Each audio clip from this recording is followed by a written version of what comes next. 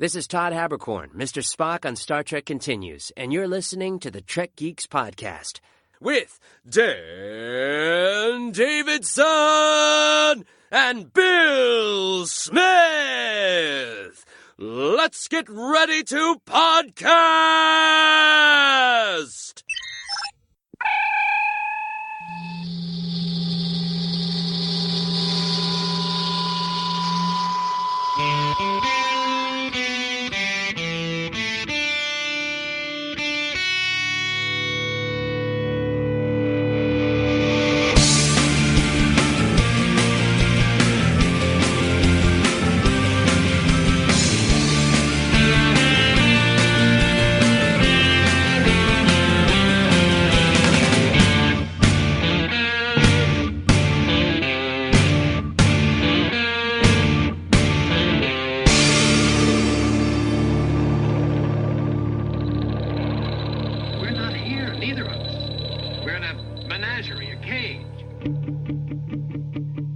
Coming to you from the sick bay at Podfleet Command, it's the biggest little show this side of the Alpha Quadrant, your independent Star Trek podcast.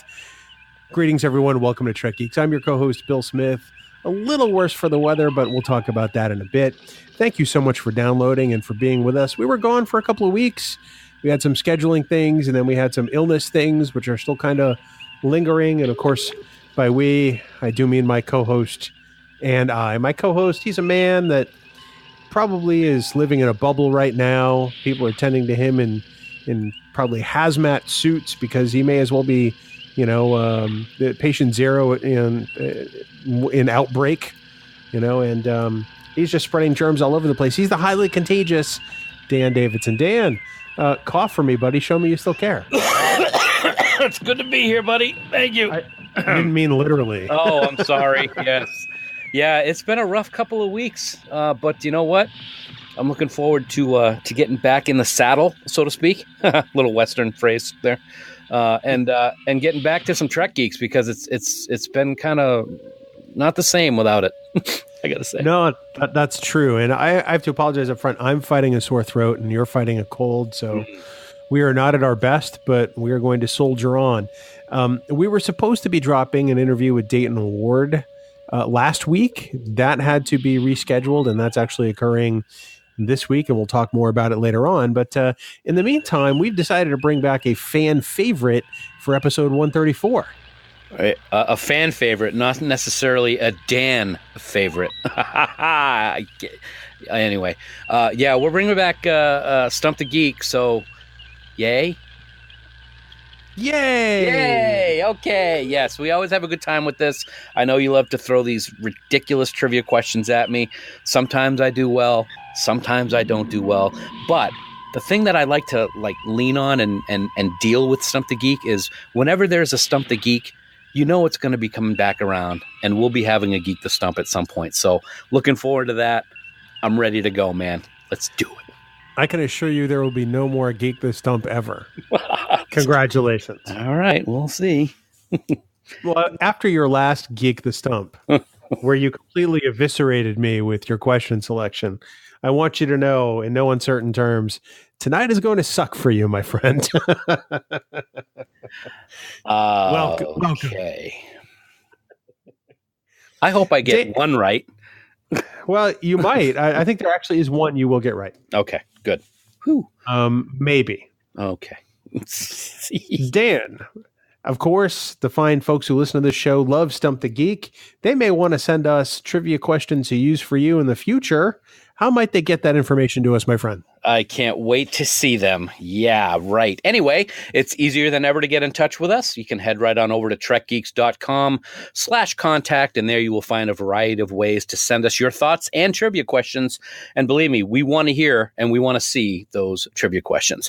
You can leave us a voicemail, you can Skype chat us, or you can even fill out the contact form and leave us a message about anything that may be on your Star Trek mind. Plus, don't forget, you can click on the big blue button on the right side of the website and leave us a voice message using SpeakPipe. And hey, we talk about it every week, and it's no different this week. We want you to join our official Facebook group, Camp Kittimer. There's always great things going on over there. There's some great things going on right now, this very second. So head right on over. Star Trek talk, Star Trek picks, polls, contests, cosplay, anything you can think of. Plus, as a member of Camp Kittimer, you're going to get early access to the Trek Geeks podcast. So to join the group, go on over to facebook.com/groups/Camp Kittimer. One of our wonderful admins will let you right in to join in on all the fun. But please remember, any comments or messages that you use in any of these places may be used in a future episode, Bill. Oh, is that it? You kind of skipped half the disclaimer. That's all right. I was sneezing. May be used in a future episode. That's back to you, Dan. Yes. Thank you. No, back to you. Back to me. Maybe used in a future episode. Oh, back to me. Back to you. Wow.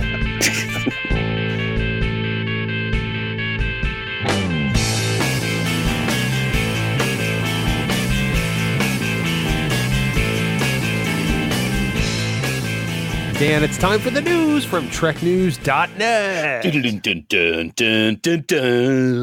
Spanning the Alpha Quadrant. For all the news on all the Star Treks, yo. It's TrekNews.net.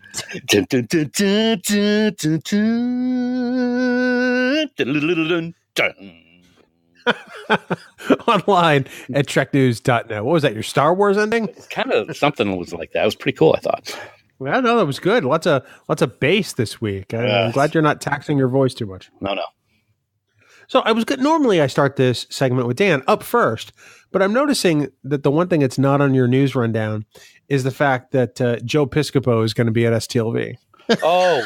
I forgot to put that on my news. Son of a bitch.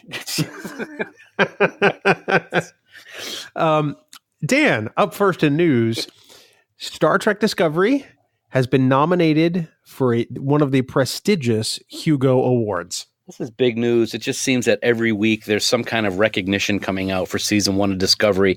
And yes, as you said, Bill, Magic to Make the Sanest Man Go Mad has been nominated for a Hugo Award in the Best Dramatic Presentation short form category. So this is a big one. Hugos are big awards for television. And if I'm not mistaken, Bill, this was your favorite episode of the season, I believe.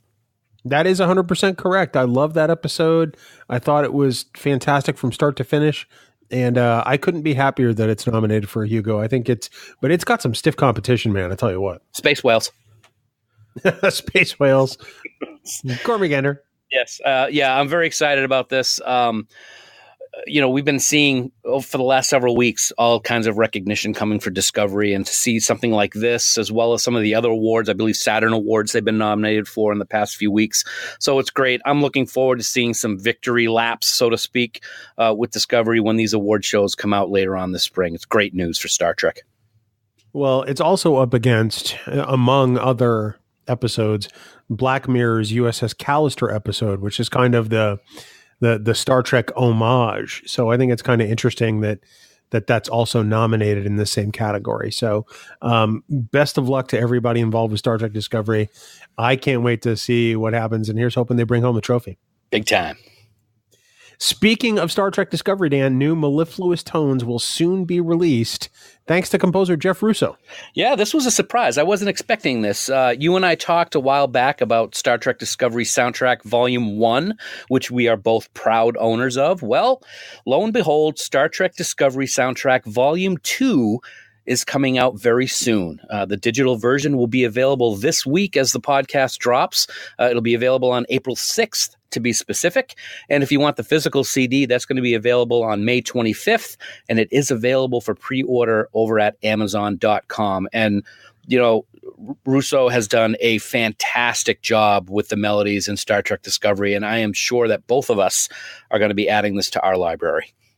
Without a doubt. I haven't pre-ordered it yet, but you can bet that as soon as that thing's available, looks like Memorial Day weekend or just thereafter, I'm going to be downloading that to my iPod for sure. Fantastic. It's what I find amazing about the Discovery music, Bill, is that it has become so, what's the word, normal for Star Trek music in such a short period of time.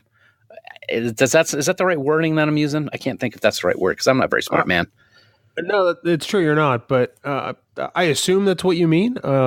I think it's on par with a lot of the other music we've heard throughout Star Trek. I mean, it's a great continuation of that musical lineage that I think that Star Trek has always had. Absolutely. I can't wait to hear it. Jeff Russo's a genius. He's fantastic. Speaking of fantastic, Dan, our friend, New York Times bestselling author Dayton Ward, with whom we will be speaking on this very podcast incredibly soon, has a new book on the horizon, and it's a little different than what we're used to. It is different, and I'm very excited about this. It's called Incredibuilds, Star Trek USS Enterprise book and 3D wood model, as well as Incredibuilds Star Trek The Next Generation USS Enterprise book and 3D wood model. They are both coming out. They're in pre-order right now on Amazon.com. Both will come with a hardcover book of facts and trivia for each starship, written by our friend Mr. Ward, so I'm looking forward to reading that. And in addition, the wood models will be available for you to put together. They're going to come together on a laser-cut wood sheet, and they're going to snap together to form a dynamic, displayable 3D version of your favorite Starship Enterprise. I can't wait to add this to my collection. They're going to be available on June 12th, and I actually clicked the pre-order button about an hour and a half ago, to be honest with you, my friend. I cannot wait to snap the deflector dish off this Enterprise for you, too. Wow. Oh, yes. Okay. Thank you. I was not expecting that. Which Enterprise did you go with? I went with the original. I was going to go with both, and I'm like, you know what? I've got the broken one that you broke. I've got the one that you got me from my office, and I've got the which I didn't break. You didn't break yet, and the Mega Blocks, of course, which I'm still working on, actually. So you know what? Let's keep it all in the family. Let's go TOS. So that's the one I ordered, at least to start. I love it. I can't wait to see how that looks. I'm intrigued. I think it's really kind of cool. They're doing different things like this. Several years ago, there was a book that had a cardboard model you could put together and also insert LEDs, which I think is pretty interesting. Yes. And then there were those metal ones, which were really hard to get off the card, right? I love those. Oh, they're fantastic, but I think I almost cut one of my fingers off doing that. Yeah, I actually bought a little set of those little micro tools to use with it and still had a hard time with it, but I'm a Packlid, so it's okay. You make things go. And Dan, lastly in news, we're probably going to talk about this one at length. This is more of an editorial comment on my part, but some people just never learn, man. CBS has already had to step in to voice their concern over an upcoming fan film production. Yeah, and you said it. Some people just never learn. And as you just said, this is going to be an editorial on my part as well. A fan production called Star Trek Temporal Anomaly, which is being produced by a gentleman by the name of Samuel Cockings, is a former supporter of Axanar, and is one of the current producers and hosts of Trek Yards. And apparently, Axamonitor, our friend Carlos, has reported this past weekend that CBS has contacted Samuel with regards to the trailer for this fan film. So the trailer has images of the TNG crew, Picard and Riker and Worf, and I believe Deanna are all seen. And there's voiceover of these characters of the original cast. It's a clear violation of the guidelines that were released as a result of the Axanar lawsuit. So you sent me this link this weekend. I read it, and I was literally just doing what I just did a minute ago. I couldn't finish a sentence because I'm like, WTF? What the heck? Oh, I was completely gobsmacked. I mean, first off, you can't use Star Trek : subtitle as your film name as part of the guidelines.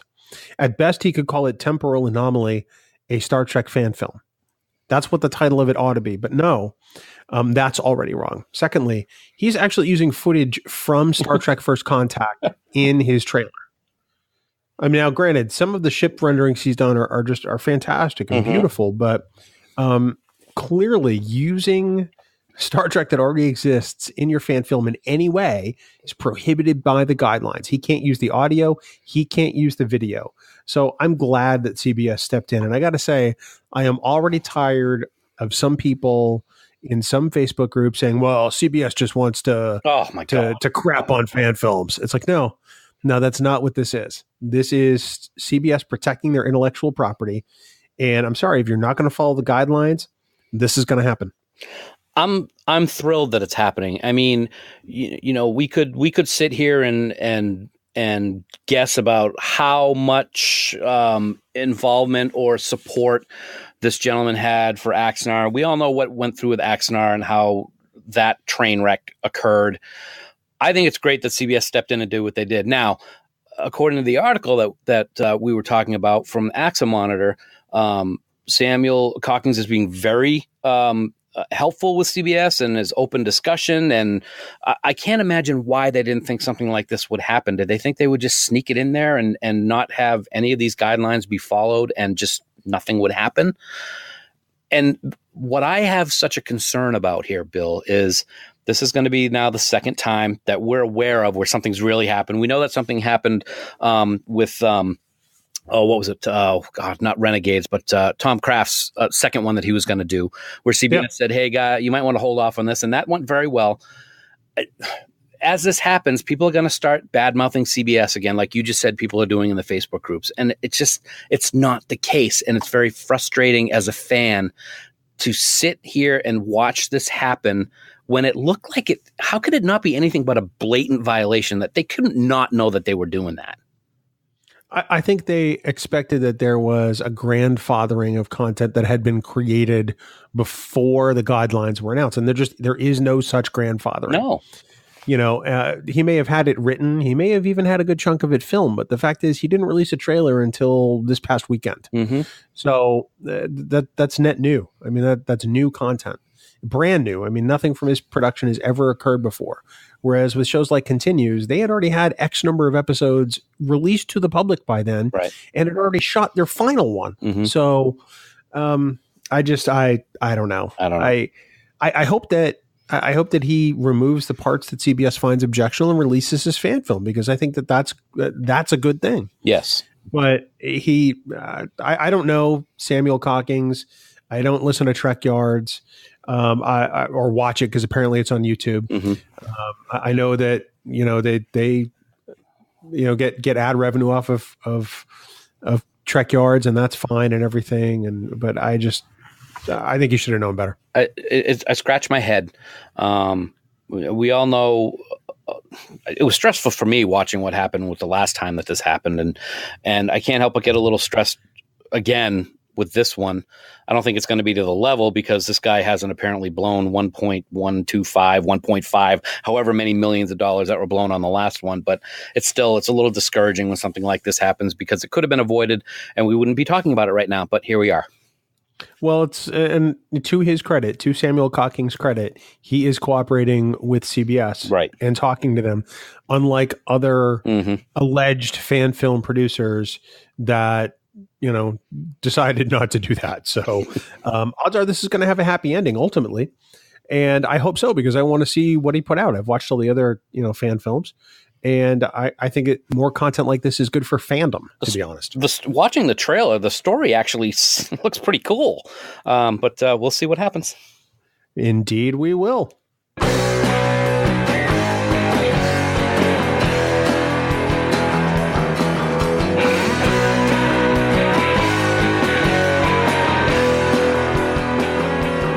Dan, we want to remind everyone that we've made it easier for everyone to subscribe to both Trek Geeks and also to Discovering Trek, a Star Trek Discovery companion. Head on over to podfleet.com and find out how you can get both of our podcasts directly in your ear holes, on your iPod, iPhone, Android, or other device. Plus, you can even stream our podcast now using iHeartRadio, Stitcher, or the planet's largest streaming service, Spotify.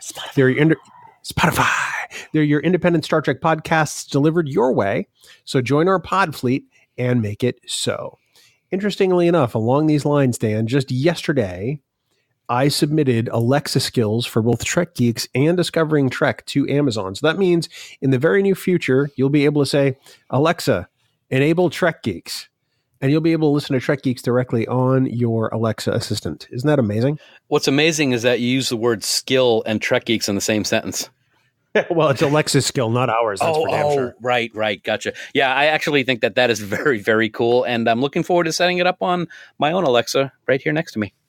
Well, and sincere thanks to our hosting company, Libsyn, who works really hard on behalf of the people who produce shows on their network to make destinations like this available. It's because of their work and their ability to tie it into their platform that we can put our podcast just about everywhere. So I think it's pretty exciting. Podtask approves. Oh, thank you, Podtask. Of course, Dan, the time has come. We now draw nigh upon the field of battle where you, sir, will play another round of Stump the Geek. Blah, blah, blah, blah, blah, blah, blah, blah, blah, blah, blah, blah.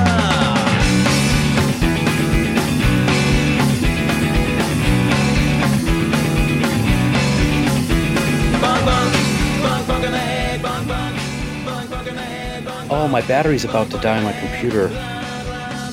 Yeah, your computer doesn't have a battery. That's right, friends. Dan will have to subject himself to a battery of just brutal questions. The catch is he can't use any reference material whatsoever. No computer, no notes, no books, no iPad, no websites, nothing. He has to rely on the information contained in his own wee pea brain to pull these answers out of nowhere. Oh. I will assign random point values for each of these particular questions. And Dan, we've made this a supersized Stump the Geek. Instead of the standard 5 questions tonight, you're going to get 10, my friend. How many questions does it take, Bill? How many questions? Sorry. Send your questions. Very well done. But 10 questions and a bonus.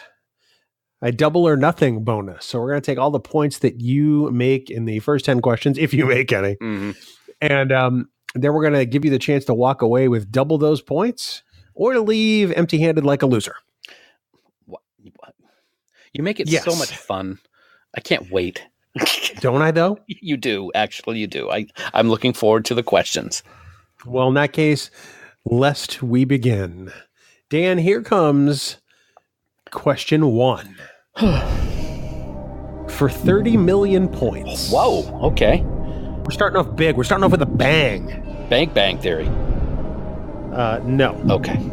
For 30 million points, Dan, in the Star Trek Enterprise episode Fortunate Son, which race is it that attacks the ECS Fortunate? Really? You know I'm not good with 30 million points, buddy. Yeah, 30 million points, which is not going to be anywhere because I ain't the slightest idea.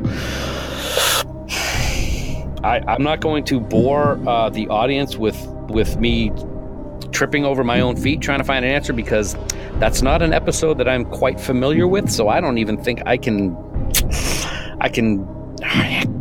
gander a guess. I mean, you want to throw a little hint at me maybe for the first question? Have they ever been seen before? We have seen these aliens before in Next Gen. Okay, well, that really narrows it down. I don't know. The Nausicaans? That is correct. You've got to be effing kidding me. No, it's actually Nausicaan pirates. You pulled that out of your keister. I'm going to cough. Hold on, I got to mute. I can't believe that you pulled that out. I am stunned. I thought you were going to say Ferengis or Klingons or something like the Talarians, because we get those a lot in Next Gen. But no, you pulled Nausicaans out of someplace, and you, sir, have 30 million points. I do have to tell you why I picked the Nausicaans, because it's not just by happenstance. I happened to be flipping through Netflix when I was ironing yesterday, and the episode Dom John Silly Human was on. Tapestry was on, so that's the only reason why I thought of Nausicaans. Wow. Okay. I am stunned. Stunned amazement. So am I. I didn't even know Nausicaans. I don't even remember Nausicaans being on Enterprise, so that's great. Well, there you go. All right, Dan. Well, we're going to take your 30 million and progress to question 2. This question is for 1.1 million points. That's it. Yeah, that's it. Wow. Yeah, I told you we're starting with a bang. It's going to be all over the place from here on in because I choose these at random. That's true, buddy. That's right. Okay, Dan, here we are with question 2 for 1.1 million points. I know, that's a step down, but very, very nice. Yeah. 1.1 million. That's still a lot, though. That is a lot. I could take it It's in a dollars. good size. Yeah. It's a good size. Well, Dan, you're a big Star Trek, the original series fan, right? Oh, yeah. Yes, absolutely. Well, in the TOS episode, The Apple, what was the name of the leader of the Feeders of Vol? David Soul? Sorry. No. And he wasn't the leader. He was the young kid that wanted to get with the girl. Oh, yes. I remember that girl. Yeah. I remember they were red or orange or something like that. And right. Exactly. And I can't even remember the old guy. I'm gonna have to pass on that one, man, because I cannot think of it at all. It's not one of my favorite episodes, so I don't have it memorized, I guess, as well as I should. So I bow my head in shame because I'm gonna have to pass. Oh, sorry. We were looking for Akuta. Akuta. Oh, Akuta, yes. right. Yeah. Well, Dan, on the bright side, you still have 30 million points. That's very good. And you thought you were only going to get one question right, and I didn't think it was going to be the one you did. So you could still get 2 right. But I still only have gotten 1 right, so I'm doing all right. Right? In which case, on to question 3. Dan, for 16 points. Wow. I know, I'm stunned too. When they call these values in, I'm just as surprised as you are. When Worf's assignment is finished at the end of Deep Space Nine's The Way of the Warrior, which organization's cruiser does he consider leaving Starfleet to sign on to? Oh, God. I just watched that, too. I thought you might have. It's something right. Born right. Oh, we're right. So remember, at the end of Way of the Warrior, he's in Sisko's office saying he might sign on with the... Is it the Bormite? No, it's not Bormite. Damn it.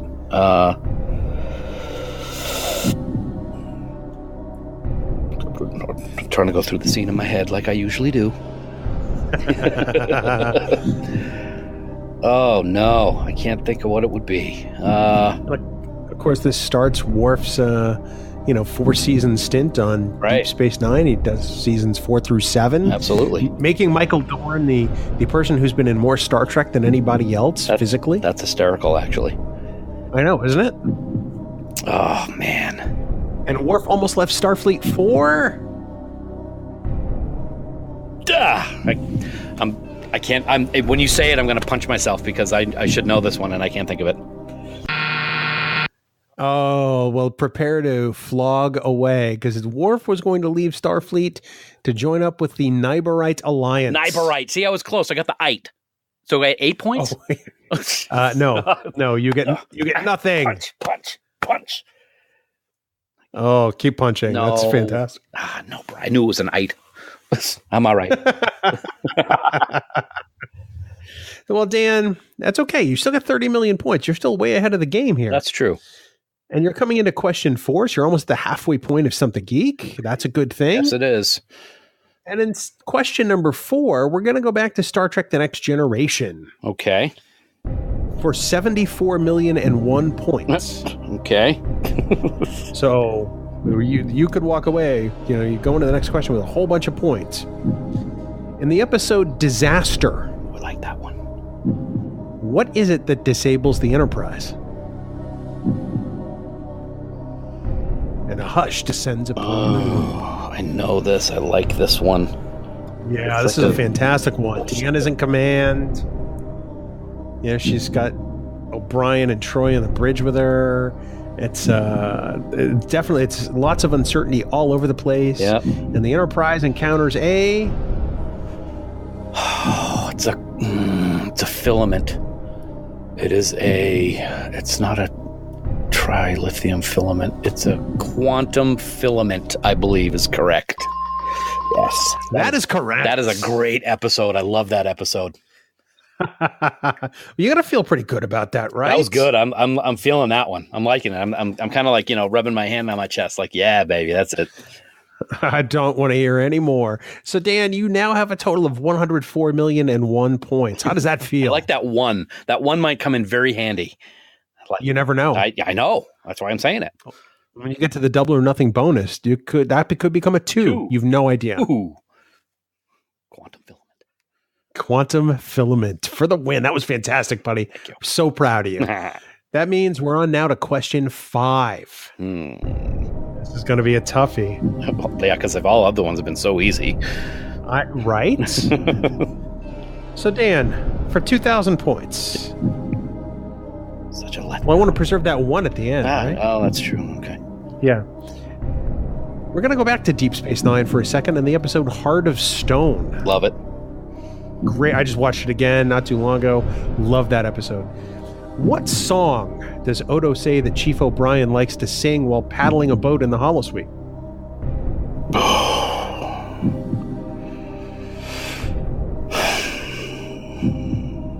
It's not Farajaka because that's disaster. That's right. That's right.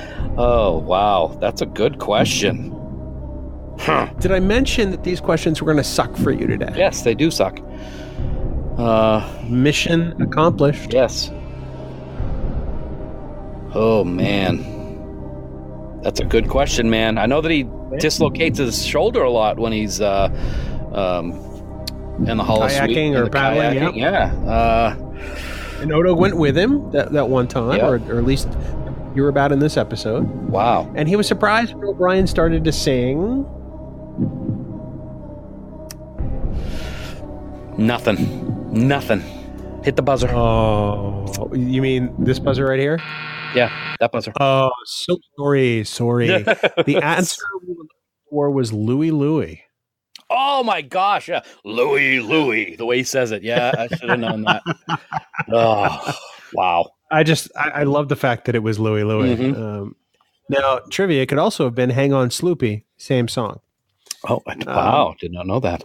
Yeah, you're welcome. I'm sure Barry DeFord's going to be all over that one. Well, Dan, normally this is where we'd go to the bonus, but no, not this week, my friend.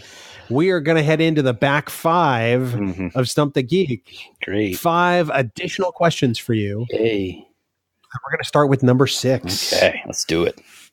And number 6 is for 17,430 points. 17430. That's correct. Mm-hmm. And this time we're going to take a look at Star Trek Enterprise. Okay. And a subject that's near and dear to your heart. Dan, what was the name of Malcolm Reed's Section 31 contact? Oh, God. Was it Harris? Harris. That is correct, sir. Okay, you want to know how I know that one so quickly? Yeah. Because I am a huge fan of Star Trek Timelines, and I actually have a 5-star or 4-star elite character of Harris. Oh, very good. I'm sure the Disruptor Beam will be very happy to hear that. We love them. Well, Dan, you are now sitting at 104,017,431 points. That's exciting, right? I'm very excited. I'm not showing my excitement because if I really get excited, I'm going to be coughing all over the place. So, but you just know that I'm excited. That's all right. Just know that every word I'm saying hurts beyond belief right now. Excellent. Yeah. Dan, question 7. This one's going to be for a whopping 20 points. I know. I'm psyched about this too. Dan, Michelle Forbes, of course, was Ensign Ro Laren in Star Trek The Next Generation, but she also played another character in that series in the episode Half a Life. Yes, she did. What was her character's name? Oh, God. I love that episode, and we just lost David Ogden Stiers as well. We did. So that's very sad. It's his daughter. I know that. Yes, that's correct. Oh, God. I am ashamed, and she's all like, "Boo." Oh, what was her name? It's on the tip of my tongue. David Ogden Stiers played Timothy, of course, fell in love with Loxana Troi. Yep. And just wasn't sure if he was going to go home to commit ritualistic suicide because he'd reached that age. Mm-hmm. Oh, my And his gosh. daughter named... I'm not giving this one. I'm not giving up on this one. Oh my God, I should know this one. She had funny. Well, in fairness, she had funny hair. That's true. In fairness, she is on the screen for all of like 2 minutes. True, but it's such it's an important scene. Oh gosh, I love the argument that they have, Loxana. Oh, absolutely. It's some of the best stuff that Majel ever gets to do is Loxana, to be honest. And the fact that she gets to do it opposite David Ogden Stiers, who is an incredible actor, it's fabulous. Oh gosh, it's right on the tip of my tongue. It's not Dana. Dara.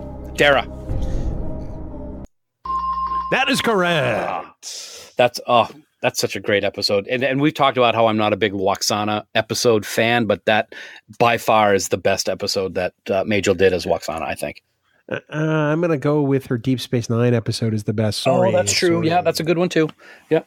This one's a powerful, emotionally powerful one, though. That's for sure. Both of those are. I mean, they're both certainly contenders. Maybe we have a battle of that on Trek Geeks someday. Well, Dan, you're at 104,017,451 points. Congratulations, Monfrere. Still got that one. And now you're at question 8. Dan, this is a multi-part question, of which you only have to give me 3 answers. Out of a possible what?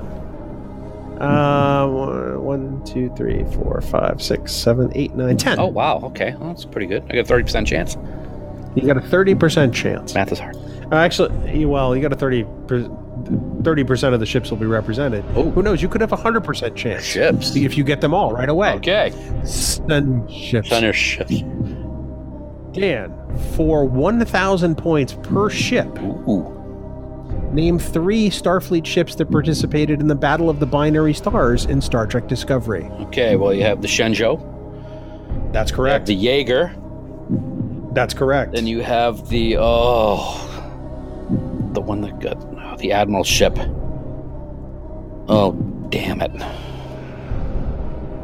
There were a lot of ships. A lot of ships. 10. 10 that were named. Let's put it that way. Oh, I should know the Admiral ship. That's the one. Any other ships that come to mind?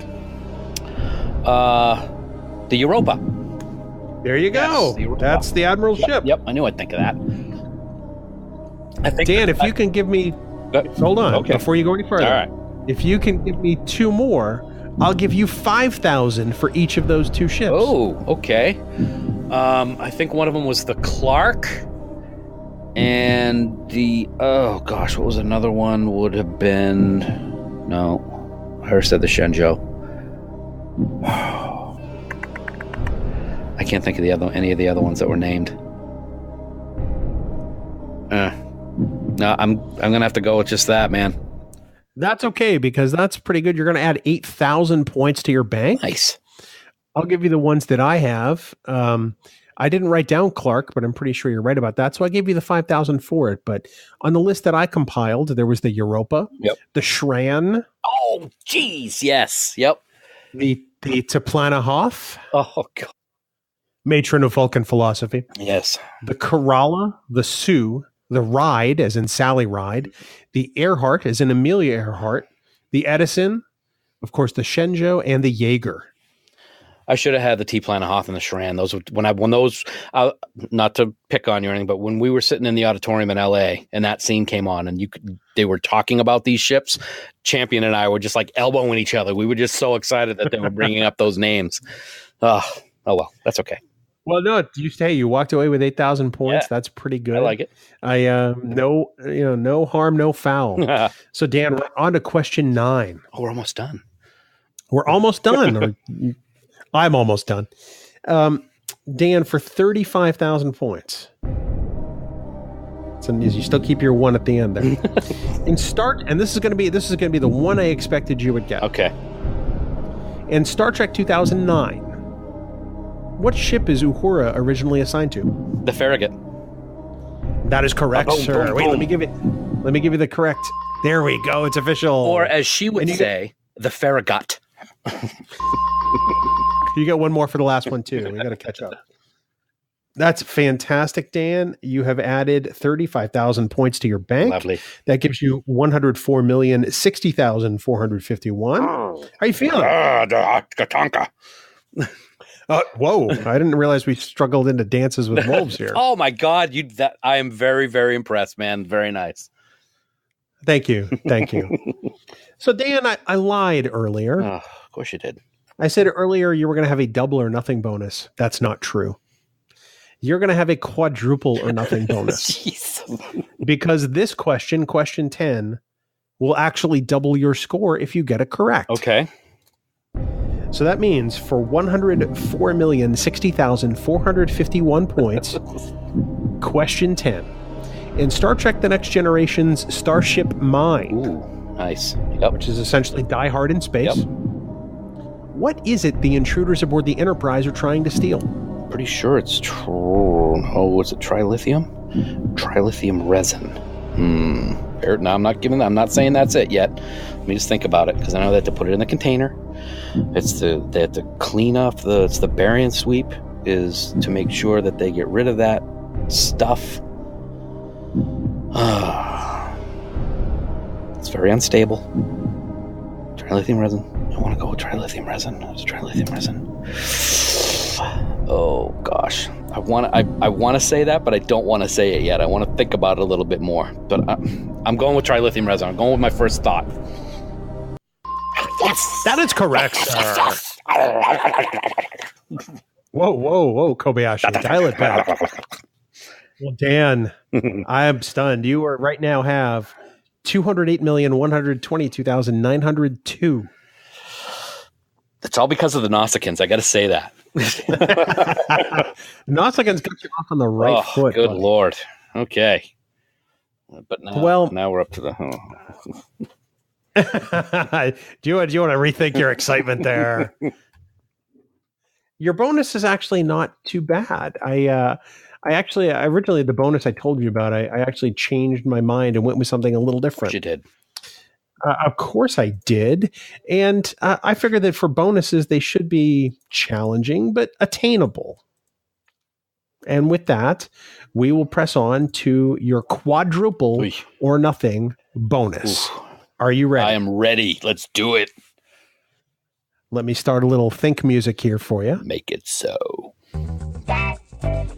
Dan, of course, last year we celebrated the 30th anniversary of Star Trek The Next Generation. Dan, I want you to name every character we saw serve as a first officer on board the USS Enterprise NCC 1701D.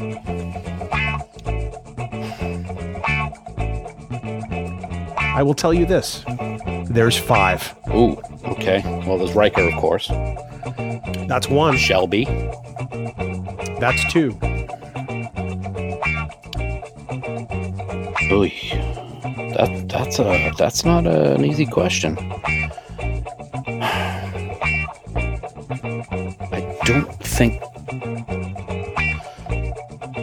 I don't think Data was first officer. That's 3. Oh my goodness. All right, let me ask you this. Now you can say I can't answer that. Are the remaining 2, were they guests? That's probably something you can't answer. I can't answer that, but I can tell you that they served as a first officer of the D.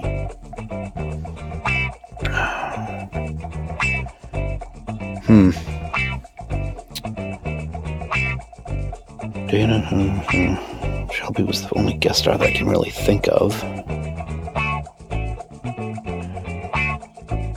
You got 3 out of 5 so far. You're doing pretty great. That's pretty good, but I'm kind of running into a big roadblock now. Well, honestly, you got the 3 easiest ones, right. So that's okay. Who was first officer when Picard was in Gambit? That was probably Data. Worf was first officer, I think, at one point. That's 4. Oh boy! In fact, Worf was Data's acting first officer in Gambit, and technically he was also first officer in Parallels and an alternate timeline, so that counts. Okay. He was a first officer, so you've got 4 out of 5. Oh boy.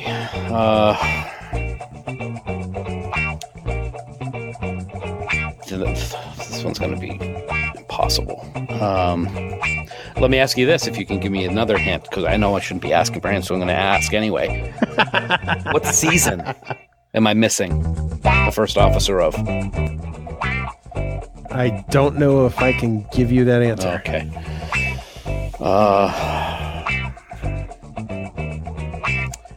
Man, that's going to be a tough one. I'm not sure if I'm going to be able to think of it.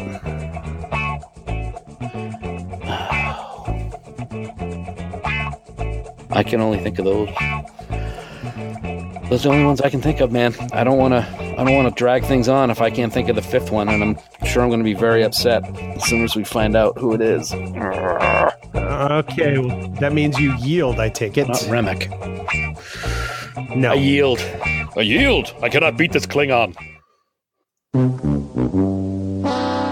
Oh, sorry, Dan. Sorry. So unfortunately, instead of walking away with 832 million plus points, you walk away with zero. Yes. Dan, let me run them down for you. Of course, William Thomas Riker, first officer of the USS Enterprise D. Data, of course, was first officer in chain of command for Captain Jellicoe. Shelby was first officer in the Best of Both Worlds. Worf, as you know now, was first officer during Gambit. And lastly, his brother Kern was first officer of the USS Enterprise in Sins of the Father. Very nice. Yes, he was. Very cool. I like that. So that's the one that kind of was designed to throw you off, buddy. And it did. Thank you. Oh, you're welcome. I took great pride in that bonus. It was better than the one I had from before. I hope you save that other one for another time. Well, it was related to first officers also. So I decided to actually make it more specific, because before it was give me everyone who served as a first officer of the USS Enterprise in any series or movie. Oh, okay. That would have been a lot harder, because you still would have missed Kern. Yes, I would have. And I wouldn't have had any of his cooked, burnt bird meat. Well, Dan, I have to say, you put up a valiant effort. This is, I think, one of the first times you've walked away with zero. Is that true? I think it is, but you know what? I'm proud of the effort.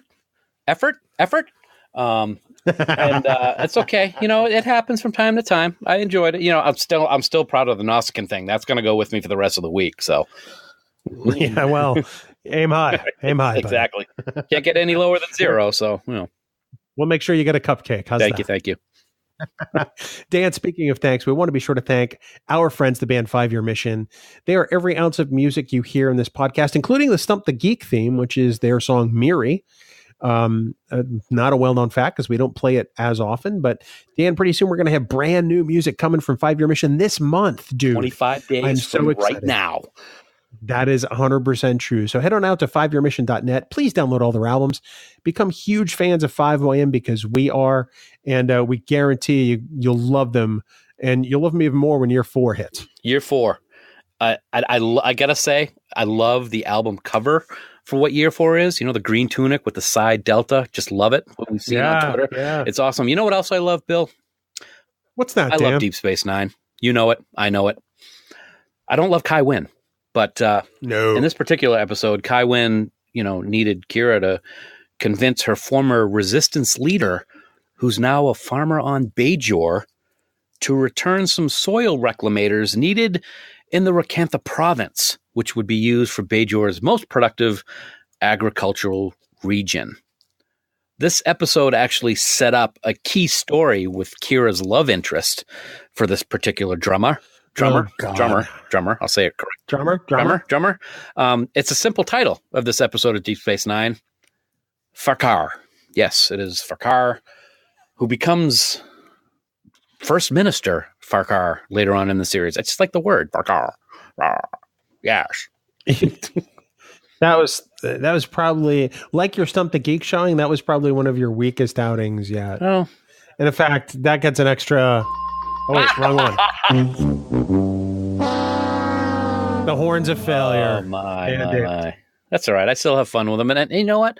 I think Fark appreciates them. He may say he doesn't, but I think he does.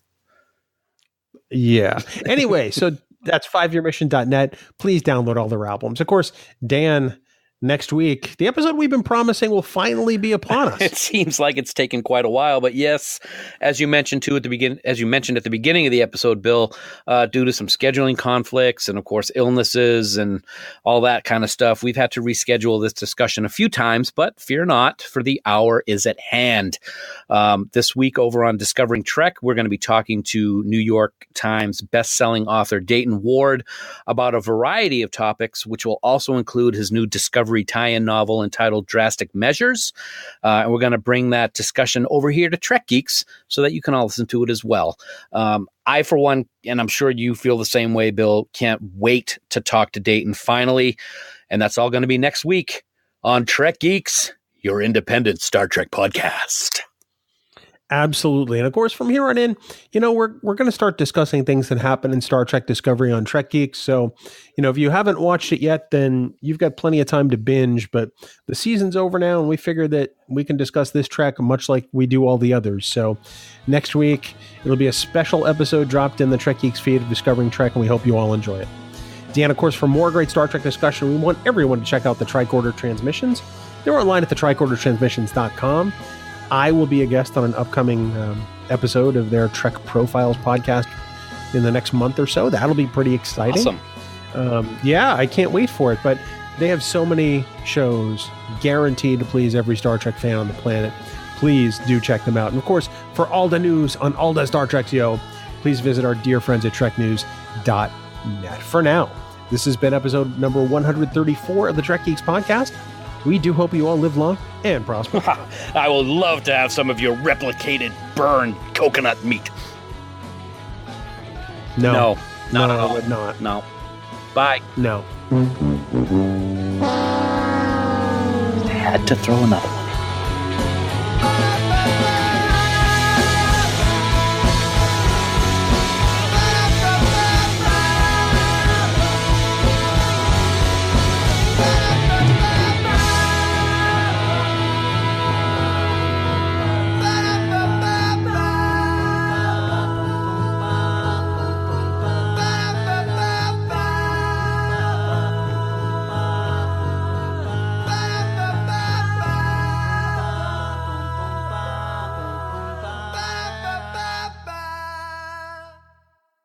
Bing bong, governor. Hello. Tip top shape of the morning to you, mate.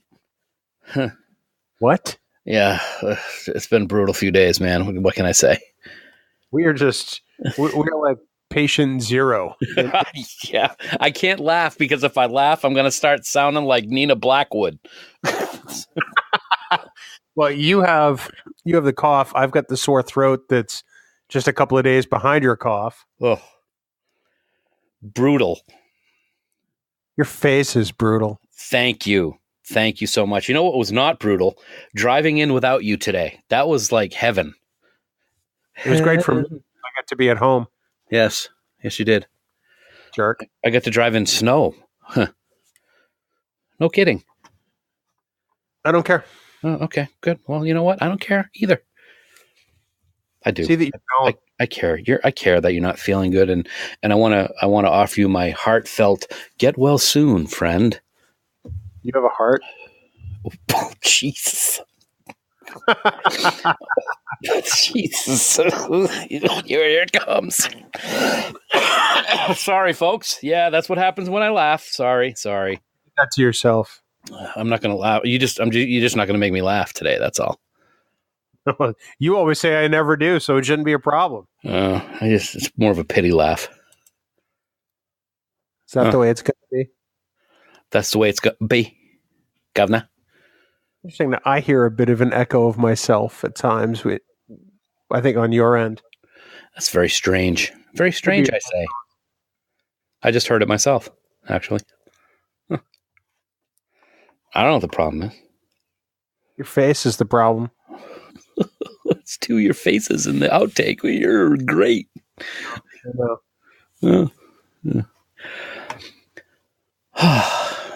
Yeah. So today, Hey, it's baseball season. yeah, I don't. So today, and I blame this on Kevin Reitzel and Norman Lau. Wow. I was watching Buck Rogers in the 25th century. There's nothing wrong with that at all. No, but I'm going to blame them anyway. Oh, okay. I saw the post. I liked it. DB. Hey, Buck. Now, season 1 or season 2, which do you prefer? Oh, season 2 because it's got Hawk. And they're on the Searcher? Yeah, I'd go with season 2. Yeah. Because it's a season that's more like Star Trek? Yeah, I could go that way a little bit. Okay. Yeah. How about you? Excellent. No, what would you choose? Season 1 or 2? God, you're a moron. Excuse me? Would you choose season 1 or season 2? Yeah. What? Wow. Really? So did you ask the question? You dropped there for a second. Oh, well, then you're not listening. Your connection's poor. I had no audio of you for a second. So if you asked a question, I did not hear it. Would you choose season 1 or season 2? Season 1. Okay. All right. What's the princess's name? Ardala. Yes, Ardala. Yeah. Oh, yeah, Ardala, yeah. I say that only because the camp factor is a lot higher in season 2. Mm-hmm. Mm-hmm. I mean, not that 1 isn't campy, don't get me wrong, but sure. I feel like they kicked it up a notch when they started making it like Star Trek. I see. Would it be a Camp Kittimer in season 2? Worst you've ever made. Yeah, it is. I'm just not on my game. I'm really feeling kind of scared about this whole Stump the Geek thing tonight because I'm just not on my game. You should. We've elevated the game to 10 questions. Oh, great. Excellent. Yeah. Great. Whoa, better mute that. That was my watch. That was my Apple Watch. I'm going to mute that. I'm glad you found that out now. It's muted now. My phone's muted already. Hey, look at that. It is muted. How about that? I'm ready to go. Lozenges. Jeez. Wow. Very nice. Very nice. You're ready to go. I'm ready to go. You ready to go? Let's do this. Let's do it.